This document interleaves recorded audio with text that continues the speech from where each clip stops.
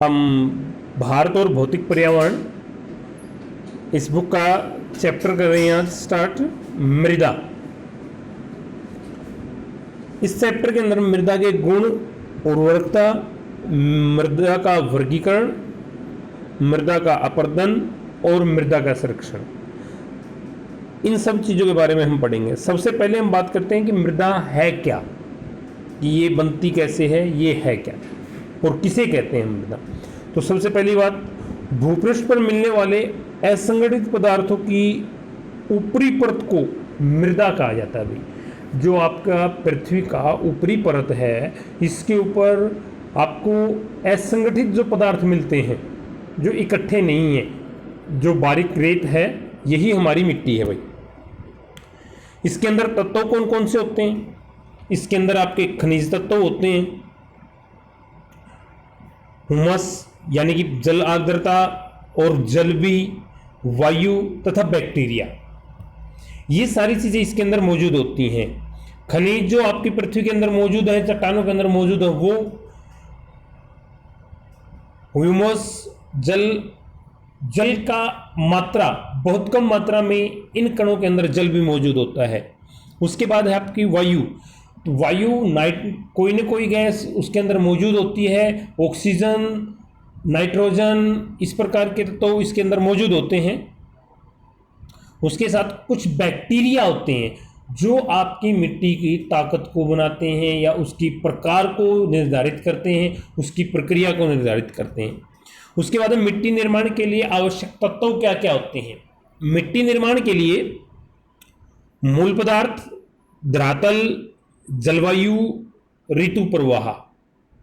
मूल पदार्थ से हमारा मतलब है सैले, धरातल आपका मौजूद ही है, किस क्षेत्र की मिट्टी किस प्रकार की, वहां की जलवायु के ऊपर निर्भर करती है। ऋतु प्रवाह, ऋतु प्रवाह होता है वहां बदलने वाले मौसम के प्रकार, वहां किस प्रकार का मौसम आता जाता रहता है। मृदा के संतर। उसके बाद है मिट्टी का महत्व। मिट्टी के महत्वपूर्ण संसाधन है। मानव तथा आर्थिक क्रियाएं मिट्टी का उपजाऊपन पर निर्भर करती हैं। मृदा वो संसाधन है जिसके ऊपर मानव की आर्थिक प्रक्रियाएं निर्भर करती हैं। भाई, क्योंकि मिट्टी की उपजाऊ की वजह से ही उसको बाकी संसाधन प्राप्त होते हैं। अब बात करते हैं भारत के बारे में। तो भारत में मिट्टी के कितने प्रकार है? भारत की मिट्टी समूह निम्नलिखित हैं: काली मिट्टी, लाल मिट्टी, लैटेराइट मिट्टी, जलोढ़ मिट्टी, मरुस्थलीय मिट्टी और पर्वतीय मिट्टी। ये 5 प्रकार की मिट्टी हैं। वैसे हमने भारत की मिट्टी को 2 भागों में बांट रखा है अलग से ही, प्रायद्वीपीय मिट्टी और उत्तरी मैदानी मिट्टी। इसके बाद है मृदा अपरदन। अपरदन क्या होता है? मिट्टी का अपरदन, अपरदन होता है किसी भी चीज का अपने लेवल से निम्न स्तर की तरफ जाना, अपरदन कहलाता है। जलवायु हवा द्वारा मिट्टी का ऊपरी परत का बहना मृदा अपरदन कहलाता है। कहने का तात्पर्य वो संगठित है और उसको टुकड़ों में टूट करके जो अलग अलग हो जाती है, वो आपका अपरदन कहलाता है। हवा और जल दोनों ही मिट्टी को तोड़ते हैं और एक जगह से उठा करके दूसरी जगह के ऊपर लेके जाते हैं। इसके कारण क्या होते हैं? इसके मुख्य कारण होते हैं तीव्र ढलाने। तीव्र ढलानों पर से जब जल आता है तो वो अपने साथ ढलान के ऊपर जो मिट्टी जो सेल होती है उसको तोड़ता हुआ आता है।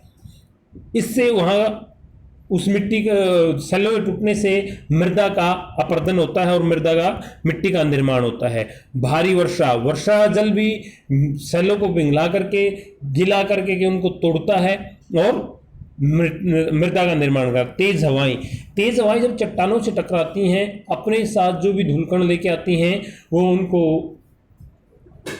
उनके कारण मृदा का जनन होता है। चरागाहों का अत्यधिक प्रयोग, वनों की कटाई।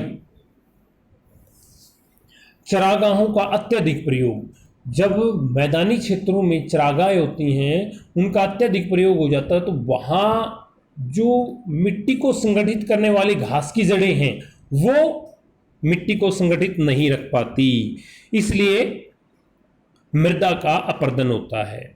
मृदा संरक्षण, वनों की कटाई। वनों के कटने में भी वही चीज है।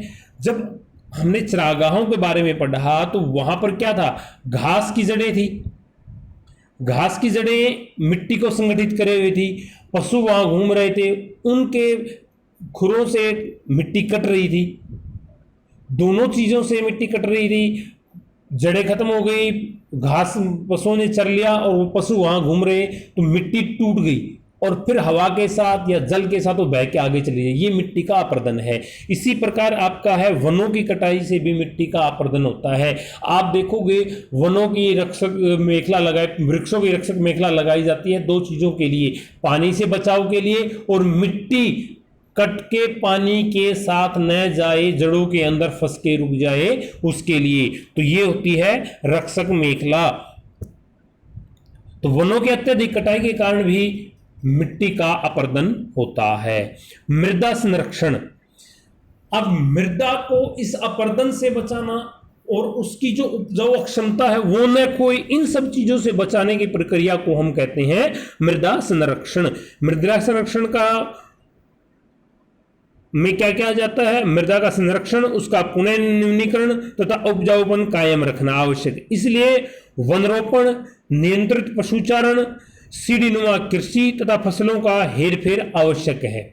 इसमें देखिए नियंत्रित पशुचारण, पशुओं का इतनी अधिक मात्रा में न चराएं, हम पशुओं को इतनी अधिक मात्रा में घास को न खाने दें कि वो घास के मैदान खाली हो जाएं, तो ये एक तरीका है। दूसरा सीढ़ी नुमा खेत बना करके, सीढ़ी नुमा अगर हम खेत बनाएंगे तो जो पानी का बहाव है उसके साथ मिट्टी बह करके आगे ज्यादा नहीं जा पाएगी, वो एक जगह से बह के दूसरी सीढ़ी पे रुक जाएगी और फिर आगे नहीं बह पाएगी, इसलिए सीढ़ी नुमा खेतों। उसके बाद है फसलों की हेराफेरी। फसलों की हेराफेरी से मतलब ये कि लगातार हम एक ही प्रकार की जब फसल बोते जाते हैं तो वो मिट्टी से कुछ मुख्य पोषक तत्वों को सोखती रहती है वो फसल, इससे वहां के तत्वों की कमी हो जाती है जिससे मिट्टी का संगठन टूट जाता है।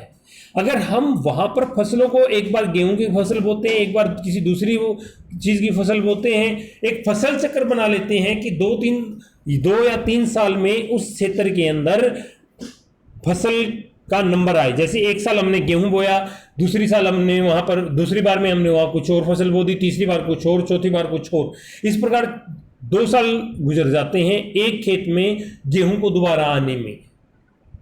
तो ये है आपका फसलों की हेराफेरी, इससे मिट्टी की उर्वरकता बढ़ती है। आज की वीडियो में सिर्फ इतना ही। आगे का हम हमारे देश में किस किस प्रकार की मिट्टी पाई जाती है, मिट्टी कितने प्रकार की होती है, इसके बारे में हम आगे की वीडियो में पढ़ेंगे। Thank you, have a nice day. +1 geography के लिए रहता है।